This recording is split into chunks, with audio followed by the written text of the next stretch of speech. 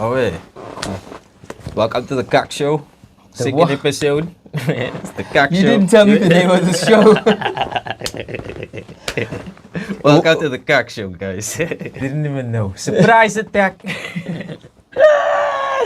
Okay, let me get on. I came here thinking. Introduce our guest here, firstly. Yes. That's dude. That's what. This is probably like I'm not gonna do KAK. The first time like was at that I saw that was at the armchair, the old armchair, and he came in and just did a guest spot. He was like fresh from America, talking about like how the like California and all the stuff and whatever. And I remember him just destroying, bruh. Like, yeah. Where were you born? Yeah, in Cape Town. In Cape Town. Yeah. Have you ever lived in?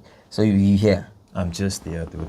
The first time that I ever traveled was with comedy with Yasin and KG and Taylin. Where'd you guys go? To the National Arts Festival or whatever. To Makanda. Yeah. This is why if I mention America, you're like, this guy. Yo! Tell me more. Tell me more. Makanda, where donkeys and things are. Yeah, Yo, I was like, wow. I was fucking you up with my American jokes. I get it. Okay, no. Because I was like, yo, was I this good? How long ago was this? I was probably like maybe 6 months into the thing, dude. So 6 months like, into? That's like 6 years ago. So that means I've been doing comedy for 10 years. Oh, yeah. Yeah. When I met Robbie, I was like, yo, I'm doing it 10 years. Yeah. I was trying to remember how good I was compared to... Now. Compared to how you were saying I was on stage. But now I get it. Yeah, I remember all the jokes even. I can. Don't do the jokes because you'll fuck them up, but tell me what the premise... Here's a better question. What were the premises of the joke? It's like a bekie. Like, some people don't admit like bekies are dirty, dude, and they do the social justice warrior thing. It's like, oh no, take the bekie, but it's like, no, it's dirty, no? Are you saying that's what I said? No, yeah, you were like qualified. It was really cool, dude. This is why I never want comedians to repeat my jokes. Ever. Especially your jokes. And then now I was trying to test if comedians can even say what I'm trying to say. I'm never going to do that again as well. Yo, welcome to the KAK show. I know. The more this interview goes, the more I believe the name of this show. Okay. Are there questions? I'm just going to sit here. Sometimes when you do comedy and somebody does something for you, you're like, yo. I remember this one time. At band camp. Yeah, this one time at band camp at like a show. Nikita Bernowitz was like, yo, that was amazing. To who? To me. It was like, I killed, right? I come home, I played, from Luminaires, yeah. that song. And I started to cry, dude. Oh, wow. I'm corny like that. No, that's impressive, man. Yo, that's in touch with your feelings, shit. That's great. Yo, you're doing so good. I said wow because I wish I could feel and just like... Yeah, I have no control over that shit. My gosh, okay. I know, that's awesome, bro. Yeah. What I like about you is like your style, bro. You have your own unique perspective of everything, whatever, and anything in the world. From where does that come? Is it always performance and looking at yourself constantly? Yeah. Or what does that come from? I think it comes from, when it comes to stage, it comes from not wanting the audience to kill me. Yeah. yeah. Like if you explain yourself to people, you can say anything. Yeah. So I think I first have to do the work to find out why I feel the way I feel about things. Yeah. I want to joke about. Yeah. And that's always why I put that first before the joke. Or I'll put the joke and then put it after. But I'll never just go in front of an audience and tell a joke. It'll always have some sort of, this is where I come from. Oh, you know what I mean? I grew up, so I have this joke. A friend of mine during COVID had to move out of Camps Bay. He lives with his dad. So it was bad financially and everyone was struggling. But they had to move out of their house in Camps Bay to a smaller house in Camps Bay. But now, I'm from Tanzania in the Eastern Cape, right? So I'm listening to this guy and I'm like, what? And then what happened? Did your dad die? Like what? Because I'm trying to understand what the problem is. Yeah. So it's almost like when I tell the audience that I was struggling to connect with why he was upset. Yeah. Came to find that he was upset because him and his dad had to move to a smaller place, but they couldn't take their dog with them. So that's why he was upset. Now you know it's getting whiter and whiter, this story. But the thing about wanting to tell this joke is because in the end I was like, yo man, I'm from Mtanzania, Yeah. in the Eastern Cape. If I had to move out of Mtanzania to a smaller house in Camps Bay, like I wouldn't cry, I would drop kick my dog away, right? So the whole joke is about me drop kicking a dog. By the time I get to the joke and I'm singing drop kick the dog away, moving to Camps Bay, and the audience is like, oh, it's that drop kick. You know what I mean? That's the joke. Yeah. That's when I thought of a joke, that's what I wanted to get to. Yeah. But I realized that I can't just kick dogs. Yeah. Especially in this climate. You know what I mean? In this Cape Town climate. In this Cape Town climate, if I'm performing, I can't just say these things that I want to say. So Dog's life is worth more than a person. Say again? A dog's life is worth more than a person. Oh my God. Is that the currency here? Currency, bro.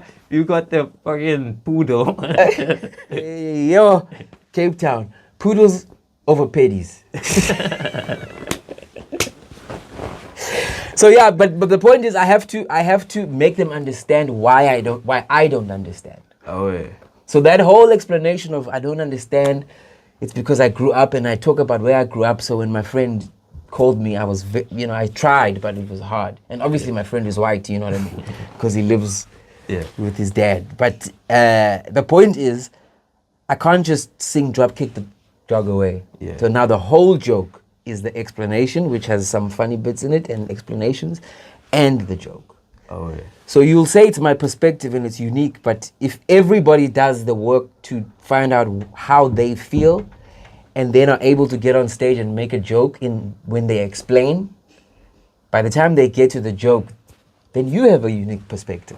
Oh yeah. You're not just a joke teller, but he tells these jokes because he told us he's crazy, or he told us his mother dropped him, or whatever it is. Whatever it is. Yeah. Yeah. So for me, like honestly, like doing this now 6 years, it's not even a respectable amount of time. Yes. In terms of it. Add You a know what I mean? pandemic on top of that. And that's what Riyad, the first time I met Riyad, I told him, oh, now I'm doing it like 4 years. And he's like, oh, minus the pandemic, it was only 1.5. I'm like, I'll do it. Come on. Yeah. Come on, man. Come on, man. No, but it's true. There's comics who've been. Time in comedy is not how you measure anything. Okay. It's about your growth. Okay. It's about how much have you grown. There's comics who've done comedy for 20 years, sick and tired of what they do, of their jokes, because they feel stuck and whatever. Yeah. But they've got 20 years. Then there's comics who've been doing for 10 years, but they've grown and they've worked. So it's about how much time. That's why he said minus. Yeah. Because it's literally how much time have you been in front of an audience, saying these thoughts, feeling their responses, going home, working on it, going back. Because that, what I'm just describing, is literally what a stand-up comedian does. Oh, yeah. So when you minus that, it doesn't important. matter how much time. It is important. You know what I mean? 20 years, but how many gigs are you gigging? 10 years, but are you gigging? Oh, yeah. 2 months, that's great. In fact, are you gigging? Is Yeah. the only... And that's how, like, you and Robbie, like you'll catch Tats and Robbie and like Mojak, if all of you guys in clubs, bro. Like you guys gig all the time and like test out your jokes and. Well, it's what we do to make money. Oh yeah, so you have to be. Don't be confused by, it's the same discipline that the person who drives a train needs to get up at 5 o'clock, that Robbie and I need to get up and fucking go to that place with those kids in that dimly lit room, you know, but there's nowhere else to work. Yeah. And that's why in comedy, it's easy to get into comedy, but staying in comedy is the hard thing. Oh, yeah. So numbers and how long a person has been doing it means nothing. Nothing, yeah. Have you been doing that, going out, Yeah. showering, trying the joke again? First year, second year, third year, 16th year, and you're growing, and by the 20th year, you're still growing, but you're completely different. To what? Yeah. Yeah. That's why I try and gig as much as possible. It's specifically for growth. Specifically because like I've seen people get better, like that's around me.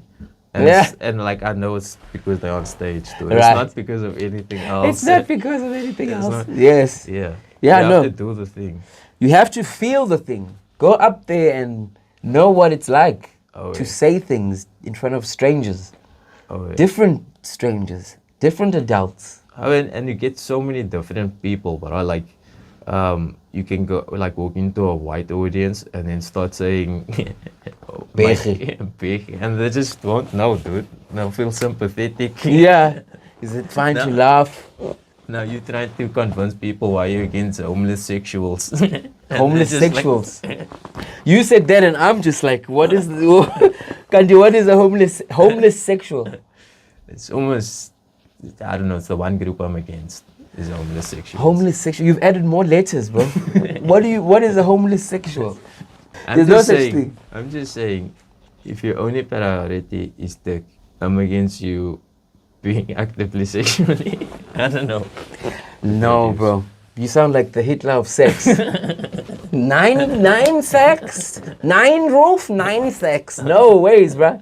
Humans, what are you talking about? Especially, if they have a good time. If we lived according to your principle, I wouldn't be here. My ancestors would be fucked until they're in a hut or own enough clay to know, bro. We have to understand the power of sex, bro. Unless you're a virgin, and the only reason why I feel like I can understand why you think like this is if you're a virgin. Because the power of why am I so nervous to say sex? That's so weird. The power of sex is it goes beyond everything, bro. Yeah. There was tear gas being thrown during apartheid and people were made. Yeah. Dick. What is dick? Dick is tear gas. Tear gas is dick, bro. We will fuck. So you are just being a sex traffic cop. You're a sex trafficker, bro. Like Diddy. Do you know? The Diddy of South African podcast. No, God. Nah, dude. We're living in an era where our heroes, hey, bruh. It's a tough one. You must just keep your playlists to yourselves now. Yeah. Yeah. Everyone keep their playlist. No playlist is safe. I think Elas posted like earlier this week and said he's trying to get out all his Jay-Z records before they cancel him. Pumping Blueprint again. Just until the verdict. Hey, bro. Yeah, there's such a lot of people that's on that list, they say. Is there a list coming out? I run away from all of the drama, bro. I have enough drama in my life. But what I've learned about like these heroes of ours who do crazy things, it's just people that we don't know, bro. Yeah. Who are good at some things. Yeah. You know how it's like, it's easy to make a hero, but that's how desperate we are for heroes. You run very fast without legs, you're going to be a hero. And then we forget that you're a whole person. So when you shoot your girlfriend, and South Africans will make a hero now, bruh. Yeah. Now. Chabalala scored 1 goal in the World Cup. 1 goal in the World Cup. He was our goal scorer. He was on posters, sponsors from fish and chips. In adverts, do you like calamari? My brother, we want more goals, please. So it's like, it's safer to just not have heroes. Oh, yeah. I think it's safer, bruh. But not in comedy, though, no? In comedy? You think Riyadh just smiles and looks pretty all his life? You dig deep enough there, you'll find some things, man. I'm saying me. Everybody on my pedestal is coming down. Google what a pedestal looks like. Nobody belongs there. Yeah. It's uncomfortable to sit on. Google pedal stool. It's uncomfortable, that thing. It's. Yeah. I guess Diddy would enjoy it, but just Google what a pedestal looks like. No heroes, bro. Be the hero. It's too hard, dude. Be the hero you want to see. Yeah. Yeah. Without baby oil. Unmoisturized. Just don't Be the blame unmoisturized hero that you want to see in the world. Shit. That's Mahatma Gandhi.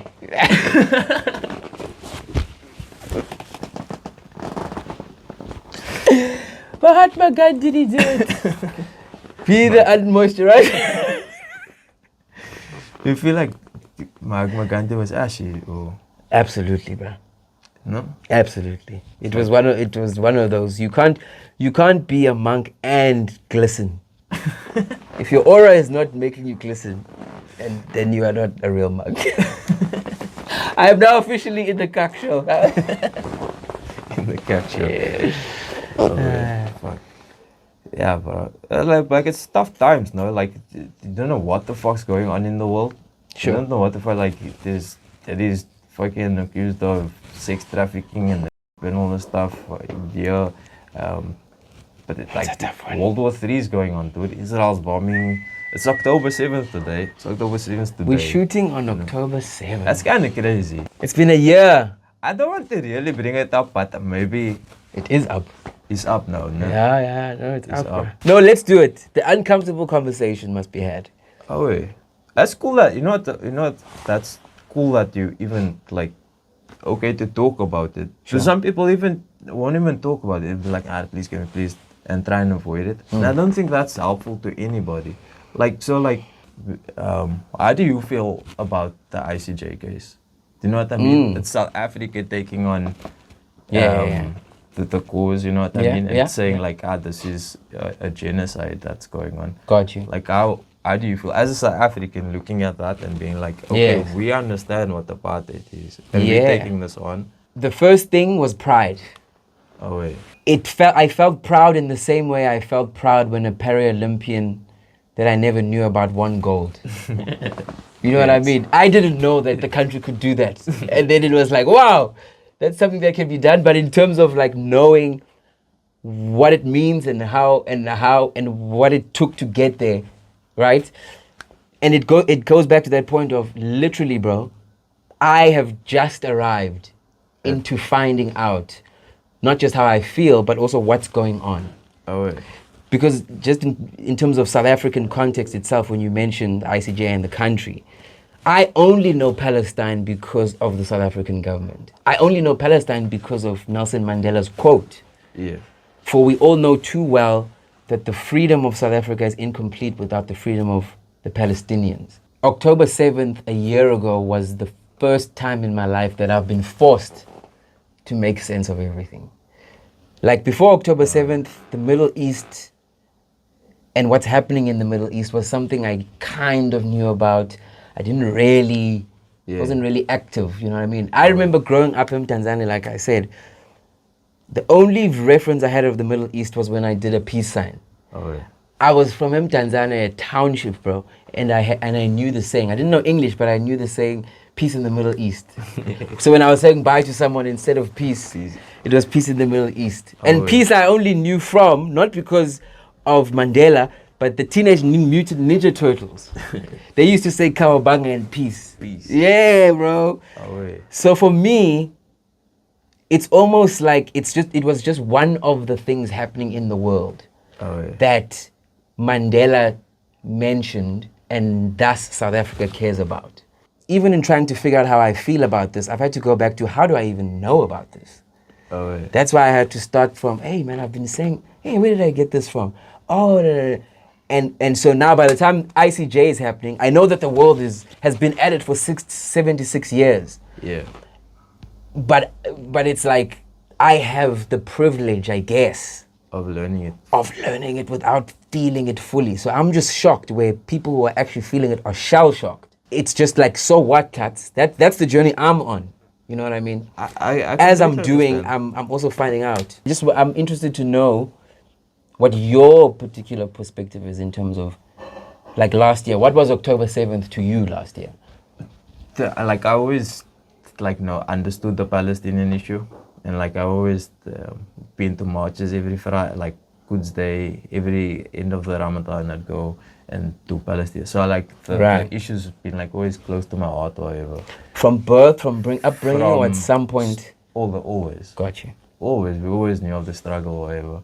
And so it wasn't new to me. So it's just that everybody, like you say, everybody was just like awake into it again. But the thing is that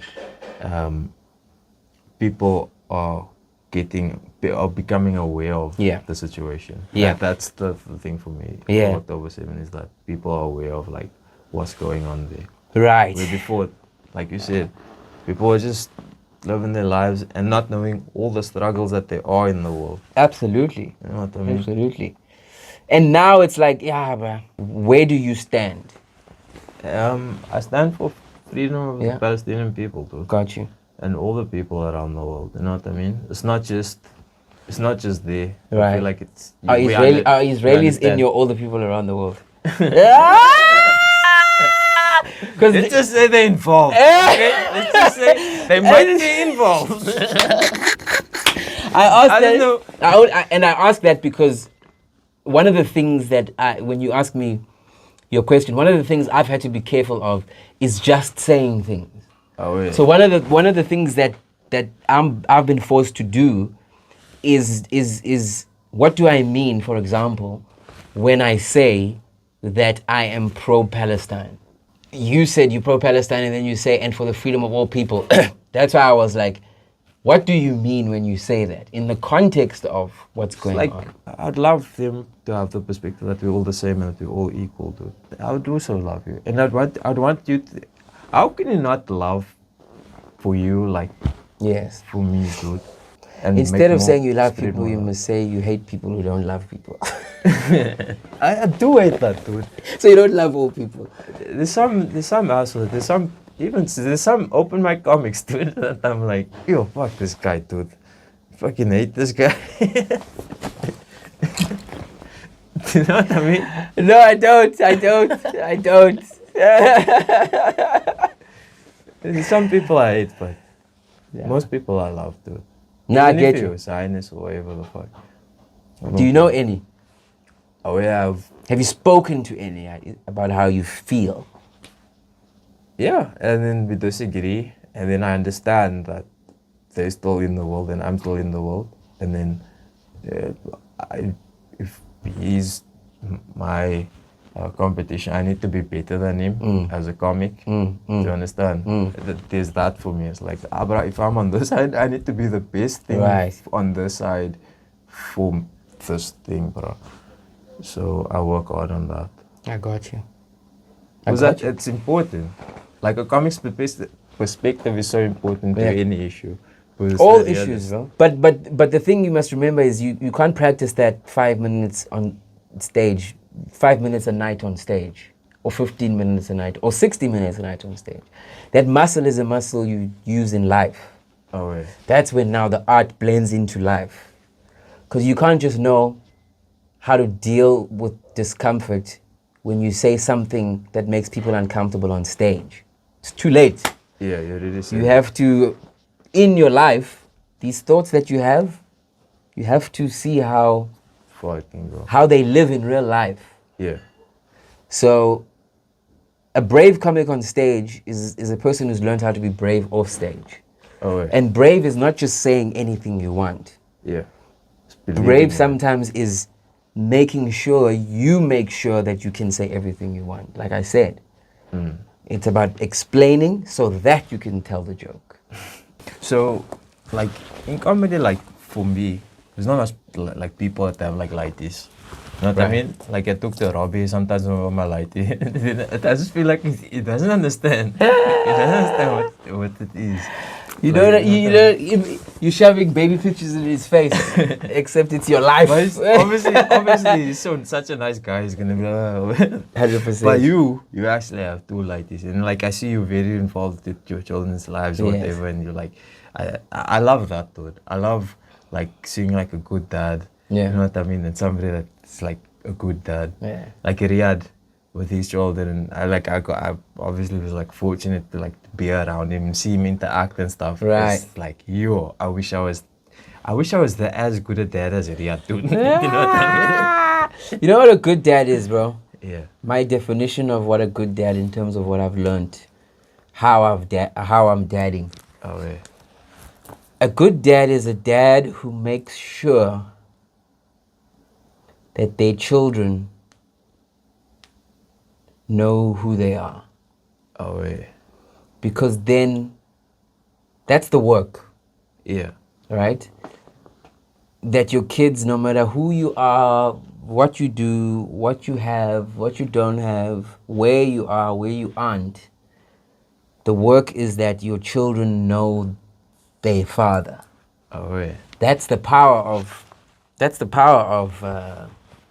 that you're trying to transfer, like, you know what I mean? Oh, yeah. If you think about your family, or if you think about your parents, that's an identity Oh yeah. that no one can take away from you, that you carry through life. Oh yeah. You know, there's people who go, my great-grandfather was the first this, and there's something about just knowing. So that's the power. That's a good dad. I don't care what you give or don't give your children, but when they think of you, when they're with you, Then that's they what will- you're seeing. You're seeing a relationship Oh that yeah. exists. And that can happen with any father and child. It's just, you have to do that work. Oh yeah. That your child is not, you're not just living like our parents where they are strangers to us. Yeah. And then when we get older, we try and find out, you know? Like, what did this man do? Yeah, and then when you do find out, you go, fuck. Yeah, it's actually cool. Or you go, man, I know myself, but that's the power of Oh yeah. just being known. That's true. Yeah. And honest what it was. Like we have this thing, and this is like maybe a phrase that I struggled with, was play. Play. Like when the first 7 years of a lighter's life in our tradition is like play. Nice. They're not in the world like us. They're in Nice. this imaginary world, whatever. They can't lie. Everything is like Can't a lie. rainbow. How many kids do you They have? can't lie really. Yeah. In their existence, what they're saying is factual. Right, You know what I mean? We right. don't know what the next 7 years you teach. Right. Like you try and teach him like right from wrong, and like how to do maths and read and write and all these things, whatever. And in the next 7 years, like 14 to 21, it's like adolescence, sort of. Right. Like my light is like mustache starting to grow out and stuff. You know what I mean? He's starting to want to be cool and Yeah, with yeah, yeah, Jordans yeah. and all this stuff. Or Yeah. Oh yeah. So in that phase, you befriend them. Gotcha. Oh yeah. So like that's kind of where I am with my lighty. Right. It's like I try to befriend him. I try to do stuff with him. Yeah, like, yeah. Like just understand like what is going to, because it's like such a lot of stuff Yeah, happening yeah, all at yeah, once. You yeah, know what yeah, I mean? yeah. In this growth thing. So. No, and it's that. It's part of that. It's just, as you are doing that, it's also good for them to get to know you. Yes. So it's about the thing that you are investing in and wanting to know from them. If it's at that stage, then you've also got to Yeah. give to get. Yeah. You've also got to talk to get spoken. You know what I mean? So it's yeah. that. It's just to make sure that as you are seeking, you're also giving the same energy. Oh yeah. You know, especially with adolescents and teens, where things get a little bit emotional and personal, and Yeah. now safety is needed in terms of who to talk to. Yeah. It's fine to be a dad who does things with your kids and it's fun, but you know you have friends that you have but- fun with but can't talk to. I want to be the friend. You want to I be- want to be a friend, bro. Whatever the thing is, I want to be a friend. Yes, that's what I'm saying. That's what I'm saying. You have friends where you have good times with Yeah. and do things with, but you don't talk to. Yeah. The same way you can be a dad who does cool things with your growing son, Yeah. but they don't talk to you. So you have to be intentional about the talk. It doesn't just happen Yeah. with dudes Yeah. or people. It's good. It's not just, as much as you can create space and Yeah. wait, there's also an initiation that you can start in the relationship, that we talk. So you say Catalyst things, for it, you know, whatever it is, yeah. so that it's not just this accidental They know consciously, my boy. I remember my son, I always tell him, don't be afraid to feel your feelings. He feels big. Yeah. And it's teaching him that, but also showing him how I deal with feelings. Oh, yeah. When he gets when I get angry, he sees, but it's also talking about it. Oh, wait, why am I angry? Why am I like this? And then when you talk to it's that, right? Just show yourself. Oh, yeah. I completely agree. Yeah. I completely agree with that whole thing. But this is my thing now. Like now you're comic or when you're all around all the time, and so the time that you have with him is not much. You know what I mean? So what do you do to like make it extra like precious or whatever? Same thing. So whatever it is that takes me away from them, Yeah. they understand what it is. Okay. My kids know what comedy is to me. They know what I do for a living. So when I have to do anything, They understand. they understand. Yeah. So many kids grow up and the world will say different things about their parents. But if you know and you remember seeing, that's the investment, bro. So just make sure they know. Oh, wait, what's I have to go again. Why? I make sure they know. Oh, yeah. That's it.